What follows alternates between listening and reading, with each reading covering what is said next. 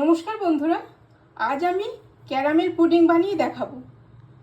তার জন্য দুটো ডিম নিয়ে নিয়েছি, 2 চামচ মিল্ক পাউডার নিয়েছি, 1 কাপ চিনি, ভ্যানিলা এসেন্স নিয়েছি, 500 দুধকে ঘন করে নিয়েছি।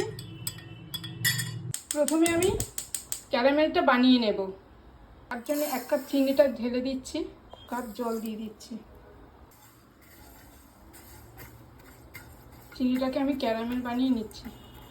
এবার দুধের সাথে আমি একটু পাউডার দুধও দিয়ে দিচ্ছি। আমি ভেঙে নিয়েছি। দেবো 2 চামচ চিনি, দেবো 1 চামচ ভ্যানিলা এসেন্স। ক্যারামেল আমার হয়ে গেছে, এবার নামিয়ে নেব। নামিয়ে নিচ্ছি।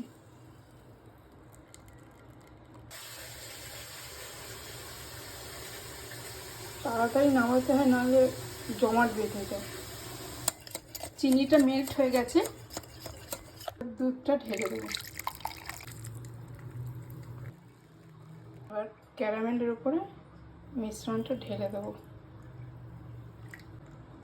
এবার এই কন্টেনারটাকে আমি ফয়েল দিয়ে মুড়িয়ে নেব। ফয়েল দিয়ে মোড়ানো হয়ে গেছে আমার। একটা বড় কড়াই বসিয়ে তার মধ্যে স্ট্যান্ডটা বসিয়ে দেবো। তারপরে বসিয়ে দেবো, দিয়ে দেবো। মিনিট 20 হবে। 20 মিনিট হয়ে গেছে।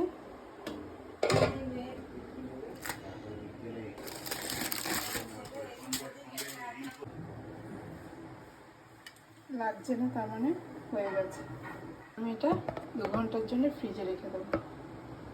2 ঘন্টা হয়ে গেছে, আমি ফ্রিজ থেকে বার করে নিয়ে এসেছি।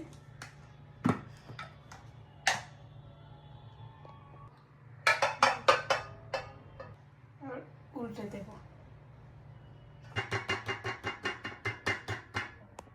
ক্যারামেল পুডিং আমার হয়ে গেছে, এবার কেটে নেব।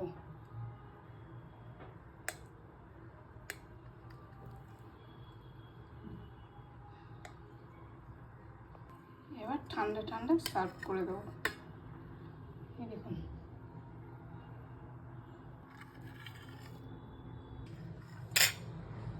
একটু সাবধানে নামাতে হয়, নাহলে ফেটে গেছে আমারটা।